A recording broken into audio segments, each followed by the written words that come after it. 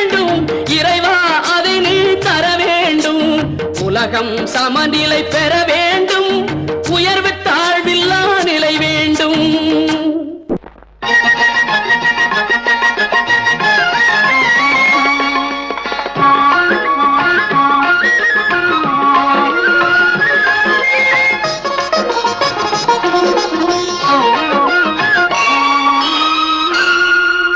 இறைவன் படைத்த உலகை எல்லாம் மனிதன் ஆளுகின்றான்